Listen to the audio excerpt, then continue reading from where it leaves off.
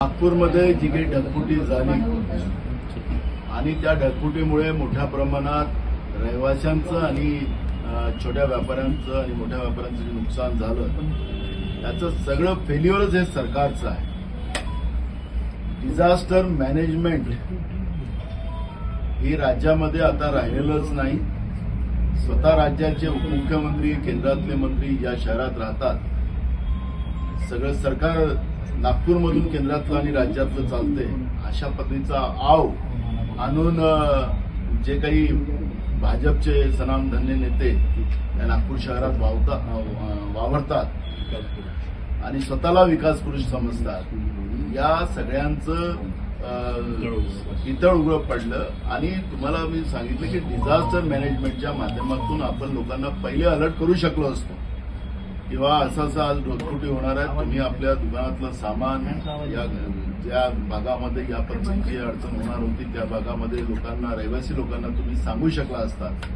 आणि म्हणून हे सरकारचं 100% हे फेल्युअर आहे. आणि या फेल्युअरचं पश्चाताप करण्यापेक्षा लोकांना झालेल्या नुकसानची भरपाई पूर्ण मिळाली पाहिजे, ही भूमिका काँग्रेस पक्षाने कालच मांडलेली आहे. आपण पाहिलं की शहरामध्ये जे काही विकासाच्या नावाने ज्या विकासाचा बाऊ करून नागपूरतून जे नागपूरचा खरा विकास झाला, याचा आम्ही 2019 मध्ये सुद्धा भूमिका आम्ही नागपूरच्या जनतेसमोर मांडली होती. हा विकास नाही, भकास आहे. आता या एका पावसाने हा जो विनाश या नागपूरकरांचा करण्याचं पाप नागपूरच्या सत्तेमध्ये बसलेले जे महानगरपालिकेमध्ये असतील, गेल्या 16 वर्षापासून या महानगरपालिकेमध्ये भाजप सत्तेमध्ये आहे. भगवान श्रीरामाला 14 वर्षाचा वनवास झाला, पण या 16 वर्षात नागपूरकरांना वनवासात पाठवण्याचं पाप या लोकांनी केलेलं आहे. जवळपास 17 वर्ष हे या ठिकाणी सत्तेत आहे. गेल्या 10 वर्षापासून राज्यामध्ये सत्तेत, केंद्रात सत्तेत असलेले हे लोक या नागपूरकरांना ज्यांनी ज्या पद्धतीनं वनवासात पाठवण्याचं पाप केलेलं आहे, यांना नागपूरकर कधी माफ करणार नाही. पण एक गोष्ट लक्षात घेतली पाहिजे की मग छोटे व्यापारी असतील, त्यांनी कर्ज घेऊन, कारण की आता सणासुदीचा वेळ सुरू झालेला आहे, अनेक छोट्या व्यापाऱ्यांनी कर्ज घेऊन दुकानात माल भरलेला होता, त्यांचा सगळा माल खराब झालेला आहे. मग सोने चांदीची दुकानं असतील, कपड्याची असतील, किराण्याची असतील, स्टेशनरीची असतील, या सगळ्या दुकानांचं या ठिकाणी मोठ्या प्रमाणात नुकसान झालेलं आहे. रस्त्याची उंची वाढवण्यासाठी, आपल्या बगलबच्च्यांचे पोट भरण्यासाठी ज्याप्रमाणे नागपूरला पूर्ण सिमेंटीकरण करण्याचं पाप या लोकांनी केलं, रस्ते उंच केले. या रस्ते सिमेंटीकरण झाल्यामुळे नागपूरचं टेम्परेचर महाराष्ट्रातल्या बाकी शहरापेक्षा आपोआप वाढलेलं आहे. त्याच्यामुळे रोगराई वाढली, लोकांचं इलेक्ट्रिकचा खर्च वाढला. एकीकडे महाराष्ट्रामध्ये महाविकास आघाडीचं सरकार बदलल्यानंतर या भाजप प्रणित येण्याच्या सरकारनं पुन्हा विद्युत दर वाढवले. लोकांची एक प्रकारची लूट करण्याचं काम, जेवढं काही विकासाचं मॉडेल हे दाखवतात, हे सगळं कर्जरूपी आहे. आणि ह्या कर्जरूपाच्या माध्यमातून मग मेट्रो असेल, सिमेंटचे रस्ते असतील, अनेक काही विकासाच्या गोष्टी सांगतात. जसं 1700 कोटी रुपये, तो एक व्हिडिओ व्हायरल झालेला आहे आदरणीय केंद्रीय मंत्री गडकरी यांचा. त्यामध्ये नाग नदीमधून विमान त्या ठिकाणी उतरणार होतं, जहाज उतरणार, मोठे जहाज येणार होतं, व्यापारी जहाज येणार होतं. ते स्वप्न पूर्ण परवाच्या अतिवृष्टीमुळे या शहरामध्येच जहाज फिरायला लागलं. अशा पद्धतीचं चित्र या नागपूरचं झालेलं आहे. आणि म्हणून भाजपने नागपूरकरांची तर माफी मागितलीच पाहिजे. आपण याच्यामध्ये भाजपचे राज्याचे अध्यक्ष जे आहेत बावनकुळेजी, हे तर अजून त्यांची विद्वत्ता पुढे आलेली आहे की त्या 4थ्या स्तंभाला ते म्हणतात की चहा आणि ढाब्यावर या पत्रकारांना घेऊन जा, निवडणुका जिंकायच्या असतील तर. या पद्धतीचं स्टेटमेंट ते देतात. म्हणजे 4थ्या स्तंभाची वाट लावायची, म्हणजे तुम्हाला आता ढाब्यावर, म्हणजे एवढं चीफ केलं काँग्रेसने, तुम्हाला चीफ केलं होतं, तुम्हाला मोठं करण्याचं काम 4थ्या स्तंभाला केलं होतं. पण भाजपने तुम्हाला एवढं हलकं करून टाकलं की तुमचं चहा आणि ढाब्यावरची पार्टी याच्यामध्येच तुम्हाला अवमूल्यन करून ठेवलेलं आहे. अशी परिस्थिती जेव्हा या ठिकाणी या खालच्या दर्जाचं राजकारण बीजेपी करत असेल तर निश्चितपणे नागपूरकरच नाही तर संपूर्ण महाराष्ट्रच नव्हे तर पूर्ण देश यांना धडा शिकवल्याशिवाय राहणार नाही. काँग्रेसची मागणी आहे की जे काही नुकसान झालं त्याचे तातडीने पंचनामे करून मग व्यापारी असतील किंवा रहिवासी लोकांचं जे नुकसान झालेलं आहे ते बरोबरीचं नुकसान दिलं पाहिजे. हे 50,000 रुपये तुटपुंजी मदत याचा आम्ही विरोध करू. त्यांना सगळी मदत केली पाहिजे, नाही तर काँग्रेस याच्यासाठी आंदोलन करेल आणि त्याचे सगळे परिणाम सत्तेमध्ये बसलेल्या भाजपला भोगावं लागणार. मदत सांगा. जे काही नुकसान त्या लोकांचं झालं त्याचं प्रॉपर पंचनामे करून झालेल्या नुकसानची भरपाई पूर्ण केली पाहिजे. कारण की हे सरकारचं फेल्युअर आहे. आसमानी संकट आलं त्याला डिझास्टर मॅनेजमेंटचं फेल्युअर आहे आणि नागपूरचा जो विकास दाखवलेला आहे तो भकास कसा आहे, त्या भकासमुळे हे सगळं नागपूरकरांचं नुकसान झालेलं आहे. म्हणजे याला पूर्ण जबाबदारच हे सरकार आहे आणि त्याच्यामुळे सरकारने ही जबाबदारी घेऊन नागपूरकरांचं झालेल्या नुकसानाची पूर्ण भरपाई करावी ही भूमिका काँग्रेस पक्षाची आहे. शरद पवार आणि अदानींची भेट एका कार्यक्रमात झाली त्यामुळे नानाभाऊ ज्या पद्धतीने त्या अंबाझरीच्या परिसरामध्ये काही कामं झाले, अगदी मेट्रोची कामे झाले, केजी केसलमध्ये जे काही झालं आपल्याला माहिती आहे, तर त्या ठिकाणी जे काही विकास कामं झाले ते या पुरासाठी जबाबदार आहे का? तिथून पाण्याचा आउटफ्लो जो आहे तो कमी झालेला होता. आपण एक गोष्ट पाहिली की अंबाझरीच्या विकासामध्ये त्याचं जे खोलीकरण व्हायला पाहिजे ते झालं नाही. एक इथं कन्स्ट्रक्शन हल्दीराम पासून सगळ्यांचं केलं गेलं. खऱ्या अर्थानं नाग नदीचा उगम हा एमआयडीसी मधून आहे, तो अंबाझरीतून नाही. आणि त्या नाग नदीच्या काठावरही या 17 वर्षामध्ये महानगरपालिकेने जे बांधकामाच्या परवानग्या दिलेल्या आहेत त्याच्यामुळे नाग नदीचं अस्तित्व त्या ठिकाणी संपवलं गेलेलं आहे. आणि या सगळं पाप मुद्दाहून आम्ही सांगितलं की हे सगळं भाजपचं पाप आहे. नागपूरकरांना जो एका पाण्यामुळे, कारण की नागपूरमध्ये काही पाऊस नवीन नाही आहे. पूर्व विदर्भामध्ये आणि कोकणामध्ये महाराष्ट्रातल्या 2 भागामध्ये मोठ्या प्रमाणात पाऊस आज नाही अनेकदा पडलेला आहे, पडतो आहे. 15-15 दिवस एक महिना पाऊस सातत्यानं आपल्या भागात पडलेला आहे. पण नागपूरची विधानसभा कधी तुटली नाही. नागपूरची विधानसभा काल नाही बनलेली आहे, ही अनेक वर्षाची या ठिकाणी आहे. पण नागपूरची विधानसभा सुद्धा पाण्याखाली आणण्याचं पाप झालं. आणि आपण पाहिलं दुसरं की नागपूर कधीही पाण्याखाली आलं नाही.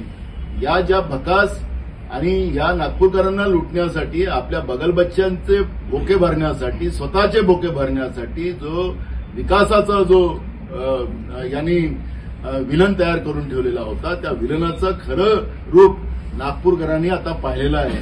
आणि त्याचं भाजपनी तातडीनं प्रायश्चित करायचं असेल तर झालेल्या सगळ्या नुकसानीची भरपाई, छोट्या जे उद्योगांचं नुकसान झालं आणि जे रहिवाशांचं नुकसान झालं ते भरून दिलं पाहिजे.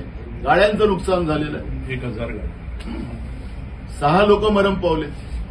म्हणजे नागपूर शहरामध्ये समजा पुराणी 6 लोक मेले असतील. आता ते तर खरे आकडे अजून पुढे आले नाही, किती वाहून गेलेत काय आले, पण 6चे आकडे आता पुढे आलेले आहेत. आणि त्याच्यामुळे नागपूरमध्ये जी काही आज या विकासाच्या नावाने जी काही या लोकांनी लूट माजवलेली होती त्याचं चित्र नागपूरकरांना दिसलेलं आहे. त्याच्यामुळे या सगळ्या परिणामाला भाजपनी लोकांना मदत करूनच पुढे यावं ही भूमिका आमची आहे. एक मिनिट याच्या आधी हा एक प्रश्न इथला हिंदी. हे जे विवेकानंद स्मारक त्या ठिकाणी उभं केलंय, स्थानिक जे काही लोक आहेत त्यांचं म्हणणं आहे की या स्मारकामुळे जो ओव्हरफ्लो पॉईंट होता तो कुठेतरी ब्लॉक झाला आणि त्याच्यामुळे हे सगळं डिझास्टर होतं.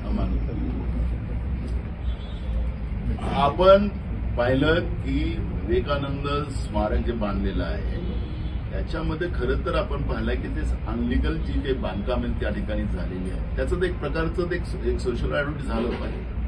आणि खरं सोशल ऑडिट झालं तर त्याच्यामध्ये ह्या सगळ्या गोष्टी येतील. कारण की आम्ही जेव्हा कुठलं कन्स्ट्रक्शन करतो तर त्याला पाऊस असेल, काही कुठल्या निसर्गाचं पर्यावरणाचा प्रश्न असेल. आता अंबाझरीचं अशी परिस्थिती आहे की अंबाझरी डॅम कधी फुटू शकतं अशी परिस्थिती अंबाझरी डॅमची आहे. त्याच्यामुळे पुन्हा अजून नुकसान होण्याची शक्यता नाकारता येत नाही. म्हणून त्याचं एक सोशल ऑडिट तातडीनं व्हावं, स्ट्रक्चर ऑडिट व्हावं, अशी दोन्ही मागण्या. सोशल ऑडिट आणि स्ट्रक्चर ऑडिट म्हणलं की यांचेच अधिकारी जाणार, म्हणून सोशल ऑडिट पण त्याच्यामध्ये व्हावं. अशा 2 ऑडिट त्याचं झालं तर खरं हे जे विकासाचं जे यांचं स्वरूप आहे हे कसं बगलबच्च्यांचे खिशे भरण्यासाठी हे लोक करतात. आता त्यांचे ते स्कूटीनं फिरणारी लोक आता काही हेलिकॉप्टरनं फिरतात, ते कुठून पैसे आणले ते नागपूरला लुटून पैसे आणलेत काय, नागपूरकरांना लुटून पैसे आणलेत काय, हे सगळे प्रश्न या निमित्तानं निर्माण झाले. स्मार्ट सिटी होताना नागपूरचा जसा विकास होतो आहे, पूल होत आहे, रस्ते होतात आहे, त्याच्यामुळे बी प्लॅन जो ड्रेनेज सिस्टीमचा आहे तो तयार व्हायला पाहिजे होता, तो झाला नाही का असं तुम्हाला वाटतं? ड्रेनेज सिस्टीम पुढे नागपूरकर तुम्ही पाहिलं असेल की जितकं काही नागपूरची जी काही ग्रीनरी होती ती सगळी तोडण्यात आली. नाही तर नागपूर शहर हे ग्रीन सिटी म्हणून या नागपूरची गणना अनेक वर्ष झाली. पण जेव्हापासून भाजपच्या हातात सत्ता गेल्यापासून नागपूरची ग्रीनरी संपवण्यात आली. विकासाच्या नावाने हजारो वर्षाचे झाडं तोडण्यात आले आणि विकासाच्या बरोबर जो प्लॅन त्याचा अपटूडेट व्हायला पाहिजे. आपण पाहिलं असेल की महानगरपालिकेतले अधिकारी स्वतः कधीच एस्टिमेट करत नाही. त्याच्यासाठी एक वेगळी टीम इथल्या सत्ताधीशांनी करून ठेवलेली आहे. प्रायव्हेट लोकांकडून एस्टिमेट केले जातात, त्याला कमिशन दिले जातात आणि जे महानगरपालिकेचे इंजिनियर आहेत ते फक्त थप्पा मारायचं काम करतात. म्हणजे तो पण विषय मधल्या काळात काँग्रेस पक्षाच्या वतीनं आमच्या शहराच्या अध्यक्षांनी काढलेला होता. आखरी हे प्रायव्हेट लोकांच्या माध्यमातून एस्टिमेट करण्याची कारणं काय, याचे उत्तर आता या निमित्तानं द्यावं लागेल. त्यांना कमिशन देण्याची कारणं काय, 1 रुपयाची वस्तू 100 रुपयात करायची कारणं काय, लूट कुणाची, नागपूरकरांची आणि बोके यांच्या लोकांचे भरायचे. ही जी काही परिस्थिती आहे, ड्रेनेज सिस्टीम करायची नाही. नागपूरला आता ड्रेनेज सिस्टीम नाहीच आहे, त्याचाच हा परिणाम आपण पाहतोय. आणि म्हणून नागपूरचा भकास भाजपने केलेला आहे आणि त्याचा नागपूरकरांचा विनाश करण्याचं पाप जे झालेलं आहे ते भाजपच्या सत्ताधीशाच्या लोकांच्याकडून झालेलं आहे, हे त्याच्यातून स्पष्ट झालं. सुनावणी सुरू होत आहे. मी पहिले आता हिंदी में नागपुर का जो नुकसान हुआ है उसके ऊपर पहिले मराठी. अच्छा मी घेऊ प्रश्न दुसरा. आमचं एक राहुल गांधीचं ते बोललो. आपण हे पाहिलं असेल की राहुल गांधीजींनी महिला आरक्षणाचं बिल आल्यावर त्याच्यावर जे काही आपलं वक्तव्य केलं आणि आजही राहुल गांधी त्या गोष्टीवर कायम आहेत की ते म्हणतात की जातीनिहाय जनगणना झाली पाहिजे, सेन्सस झालं पाहिजे. देशाचे प्रधानमंत्री स्वतः ओबीसीचे आहेत असं भाजपवाले सांगतात. मग राहुल गांधीजींनी ओबीसीचीच भूमिका मांडली, आदिवासींची भूमिका मांडली, शेड्यूल कास्टची भूमिका मांडली.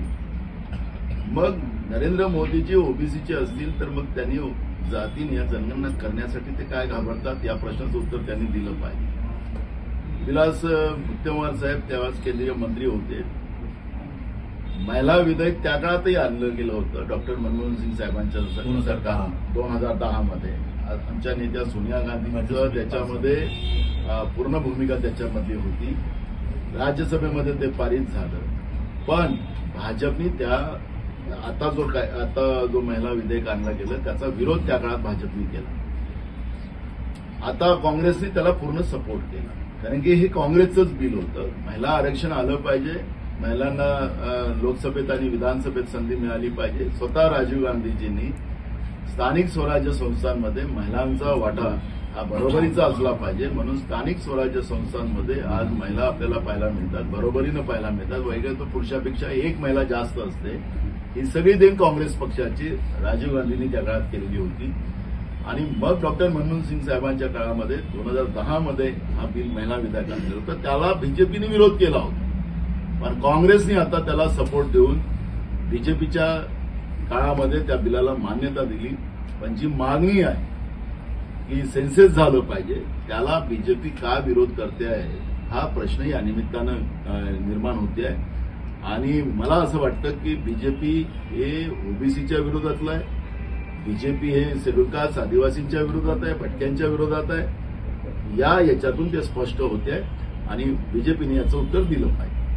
याच्यामध्ये हा जुमला आहे, कारण की 2024 मध्ये हे महिला आरक्षण बिल लागू होणार नाही, हे 2029 मध्ये लागणार. आणि सेन्सेस हा जो आहे हे सेन्सेस आता नाही करणार, हे नंतर करणार.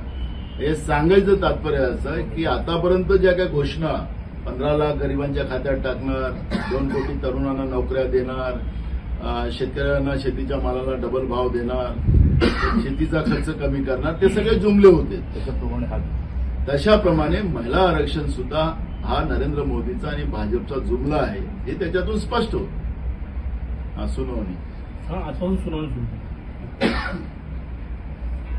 शेड्यूल 10 प्रमाणे खरं तर ही कारवाई एका मर्यादेच्या आतमध्ये तिला संपलं पाहिजे होतं. माननीय अध्यक्षांनी विधानसभेच्या त्याप्रमाणे त्याला निर्णय देऊन तो निकाली काढायला पाहिजे होता. पण बीजेपीचं राजकीय दबावतंत्र आणि केंद्रीय तपास यंत्रणेचा दुरुपयोग, जीएसटी आपल्या ईडी आणि सीबीआयचा, या सगळ्या गोष्टीचं हे सरकार जे महाराष्ट्रात आलेलं आहे आणि त्याच्यामुळे महाराष्ट्रासारख्या राज्यामध्ये जी संविधानिक व्यवस्थेची परंपरा आणि परंपरा जे पाळण्याचं काम महाराष्ट्राने केलं, शाहू फुले आंबेडकरांच्या विचाराचा हा महाराष्ट्र, या महाराष्ट्रालाही काळिमा फासण्याचं काम भाजपच्या प्रणित सरकारने, एडीएच्या सरकारने महाराष्ट्रात केलेलं असं चित्र आपल्याला पाहायला मिळत आहे. माननीय सुप्रीम कोर्टाने 8 दिवसाच्या पहिलेच माननीय स्पीकरला त्या पद्धतीचे त्यांना समजलं असेल तर ते कान टोचण्याप्रमाणे ते त्या पद्धतीचे निर्देश माननीय सुप्रीम कोर्टाने दिलेले होते. पण माननीय अध्यक्ष यांचे अधिकार असतात हे इथपर्यंत ठीक आहे. पण मी त्या दिवशी सांगितलं की नरहरी झिरवळ हे ज्यावेळेस त्या ठिकाणी कार्यकारी अध्यक्ष होते, म्हणजे माझ्या राजीनाम्याच्या नंतर ते अध्यक्ष झाले, त्यांनाही तोच पॉवर असतो. त्यांनी त्या काळात सुप्रीम कोर्टामध्ये ऍफिडेव्हिट करून दिलं होतं की माननीय सुप्रीम कोर्ट जे निर्णय घेईल ते निर्णय आम्हाला बंधनकारक राहील, अशा पद्धतीचं ऍफिडेव्हिट त्या काळामध्ये नरहरी झिरवळ, आताचे उपाध्यक्ष, त्यावेळेचे प्रभारी अध्यक्ष म्हणून त्यांनी घेतलेला निर्णय होता. आपली चेअर असते, त्या चेअरचं महत्व असते. राहुल नार्वेकर त्या चेअरवर बसलेत म्हणून ते अध्यक्ष आहेत, चेअरवर नसले तर एक सर्वसाधारण आमदार आहे. तशासारखं त्या चेअरनी ऑलरेडी माननीय सुप्रीम कोर्टाला सगळे अधिकार दिलेले असताना आज ज्या पद्धतीनं हे चित्र जे निर्माण होत आहे हे महाराष्ट्राच्या बदनामीचं आहे. आणि मला असं वाटतं की जेव्हा माननीय सुप्रीम कोर्ट हे निर्णय घेण्याची भूमिका स्वतः येईल त्यावेळेस महाराष्ट्रातल्या जे काही संविधानिक व्यवस्थेची प्रथा परंपरा मोडकळीस निघालेली पाहायला मिळेल आणि त्याचे सगळं पाप हे भाजपवर जाणार. कारण की भाजप त्यांना संसदीय व्यवस्थेलाच, त्यांचं लोकशाहीलाच मान्यता नाही अशा पद्धतीचं भाजप वागते आहे. आम करसो कायदा, संविधानापेक्षा आम्ही मोठा आहोत. सत्तेत आम्हाला राजीव गांधींना 400च्या वर खासदार होते, आता तर नरेंद्र मोदीला कमी आहे, त्यांच्या एवढे खासदार नाही, 414 खासदार होते, आता तर किती आहे 306.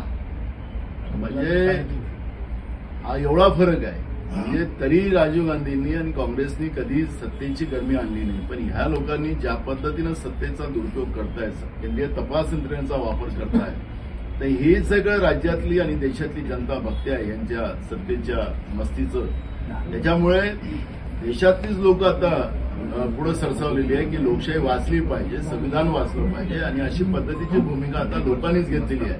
त्यामुळे हे काही जास्त दिवस सत्तेत राहणार नाही, सत्तेच्या बाहेर लवकरच येणार.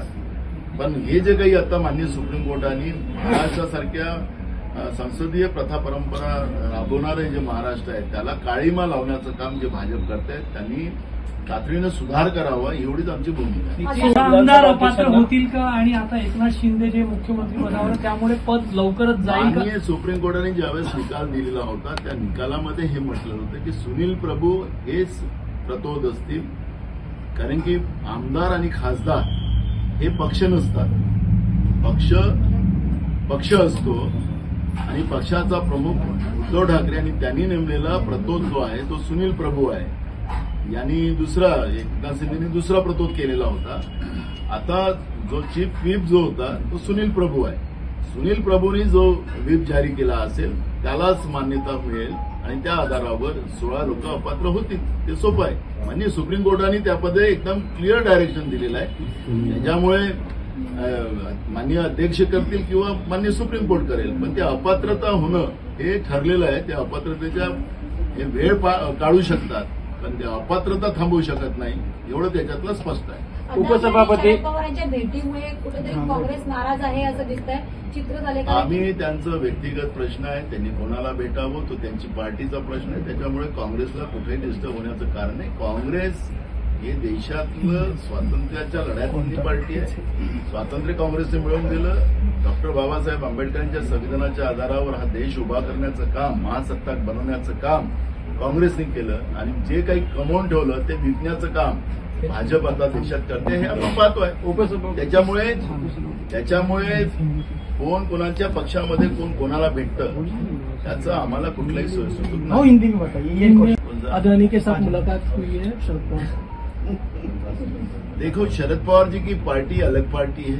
शरद पवार जी किससे मिलते क्या मिलते उससे कांग्रेस को कोई लेना देना नहीं. कांग्रेस ये आजादी की लड़ाई की पार्टी है. कांग्रेस ने आजादी देश को दिलाई. कांग्रेस ने इस देश को आजादी के बाद देश को खड़ा करने का, जिस देश में सुई नहीं बनती थी उस सुई से रैकेट तक इस देश में बनाने का काम कांग्रेस ने किया. देश को महासत्ता कांग्रेस ने बनाया.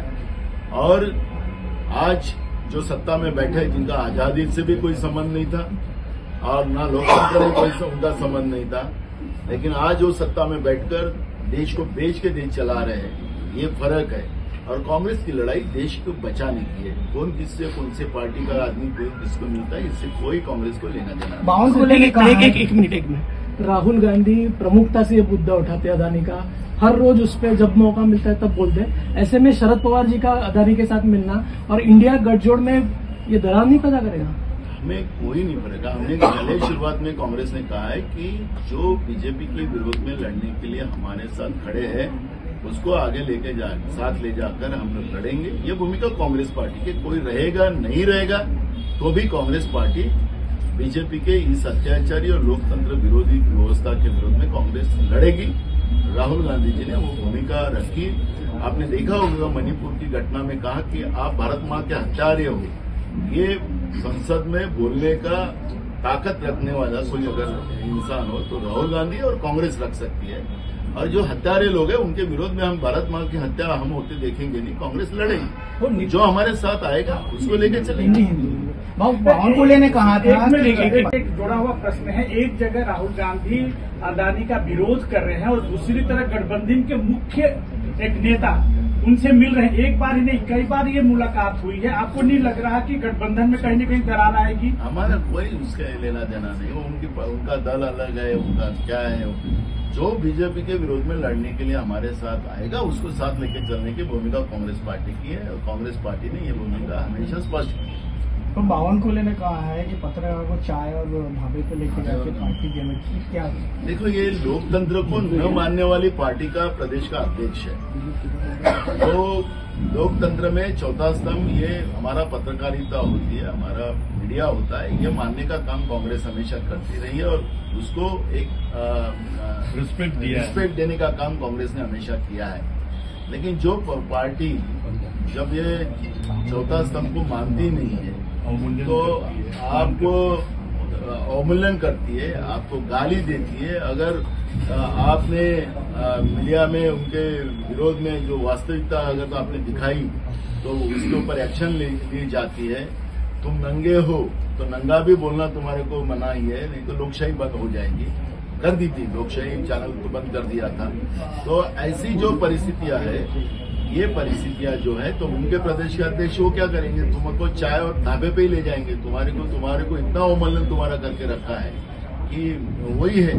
तो आपने सोचना है, आपकी भी लढाई है. राहुल गांधी का जो विषय है अर्थ खातं राहील की नाही माहीत नाही, कसं बघतो तुम्ही याच्याकडे?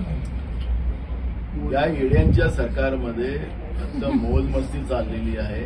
राज्याच्या जनतेचं घेणं देणं नाही. महाराष्ट्रामध्ये 1 सप्टेंबर पासून टँकर सुरू झालेले अर्ध्या महाराष्ट्रामध्ये. आता सगळी पिकं वाळली, तर दुष्काळाची परिस्थिती आहे. सरकार दुष्काळ जाहीर करायला तयार नाही. आता परिस्थिती अशी झाली की तिकडे महापूर आलेत. आता उत्तर महाराष्ट्रामध्येही मोठ्या प्रमाणात महापूर आले. धुळे, नंदुरबार, जळगाव, इकडे मराठवाड्यात पूर आलेत. सरकार कोणालाही मदत करायला तयार नाही. सरकार स्वतःच्या मस्तीमध्ये आहे. दिल्लीचे आका आलेत की त्यांच्या सेवेमध्ये मुजरा कसा करायचा, ते मुजरेचे फोटो आपण तुमच्या मीडियावर आम्ही पाहत होतो.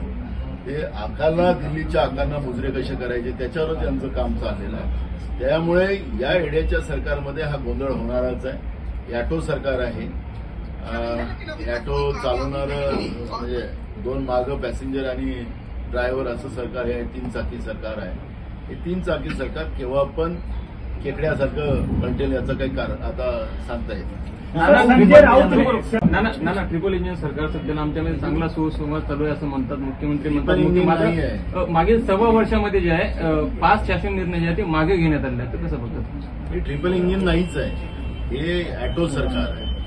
हे केव्हा पलटेल याची गॅरंटी नाही आहे. इंजिन शब्द लावून आपल्याला स्वतःला शक्तिशाली बनवण्याचं हे थोडा प्रयत्न करतात आहे. हे तीन इंजिनचं सरकार नाही, हे ॲटोचं सरकार आहे. अपात्रतेची नोटीस स्वतः मिलनताई गोरे यांना दिलेली आहे, त्यामुळे सुनावणीमुळे त्यांच्या समोर काही पेच निर्माण होईल का? बिलकुल होलंच पाहिजे, कारण की अखेरी त्या एका पक्षाच्या आमदार होत्या आणि आमदार म्हणून त्या उपसभापती झाल्या आहेत. आमदार नसत्या तो उपसभापती व्हायचं कारणच नाही.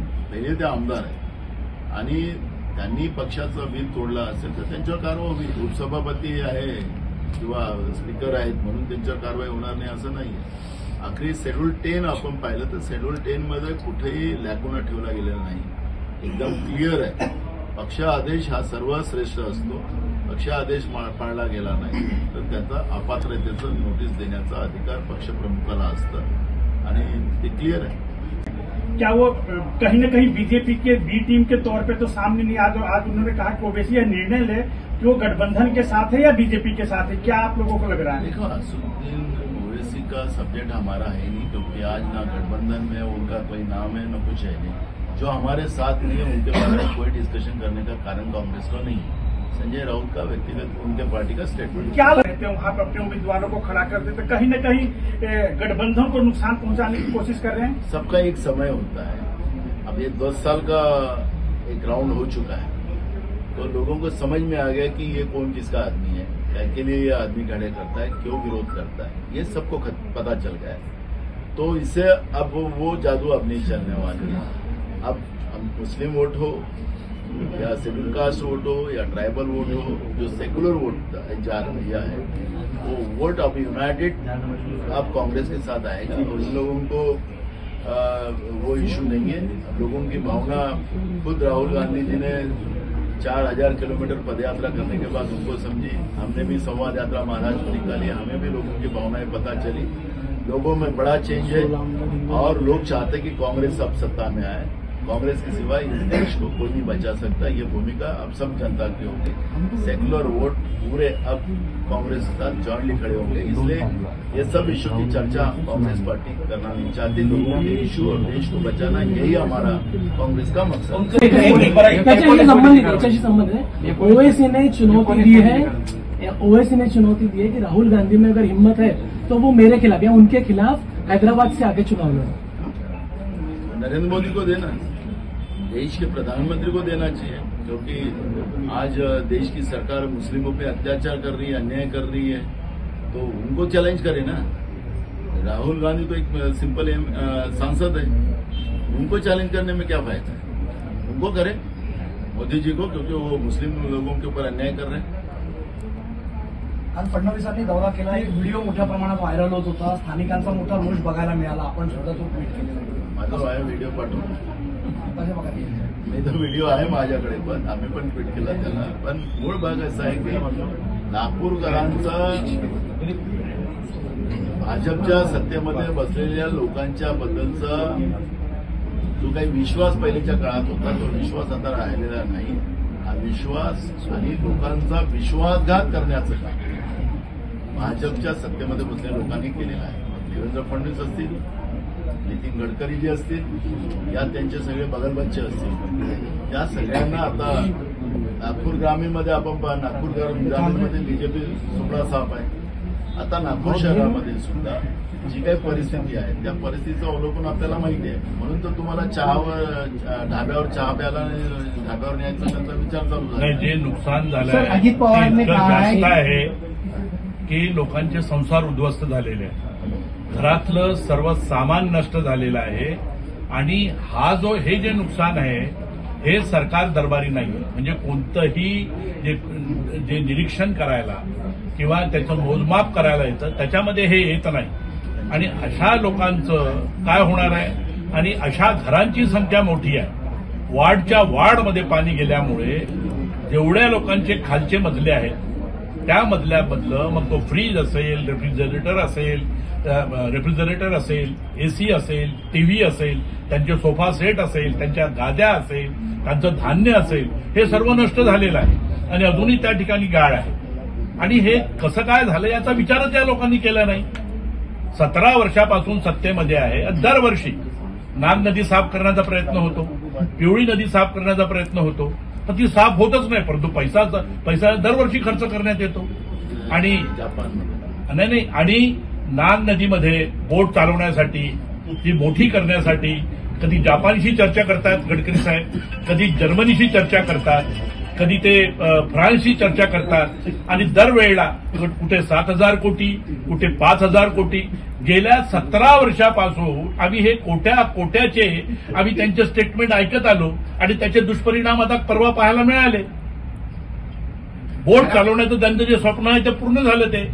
आणि ह्या 17 वर्षापासून कॉर्पोरेशनच्या माध्यमातून त्यांनी या नागपूरचा सत्यानाश केला आणि नंतर 10 वर्षापासून ते तिथे आहे. तर ते सगळं नियंत्रण कोणाचं आहे? इथले अधिकारी काहीच काम करत नाही. हे सगळे यांच्या मार्फत होते आणि यांनी जो विकासाचं स्वरूप नागपुराच्या समोर आणलेलं आहे त्याचे दुष्परिणाम नागपूरची जनता भोगून राहिलेली आहे. तुम्ही सुद्धा आपलं एक सर्व्हे करा घराघरामध्ये जाऊन की किती नुकसान झालेलं आहे म्हणून, आणि या लोकांना खरी परिस्थिती सांगा की तुम्ही काल म्हणूनच ते देवेंद्र फडणवीस फिरले, ते अजून आतमध्ये गेले असते तर लोकांनी त्यांना आतमध्ये घेतलं असतं. गडकरी तसे फिरत नाही बिचारे, त्यांना एकदा फिरा म्हणा, किती नुकसान झालेलं आहे. मॅडम 20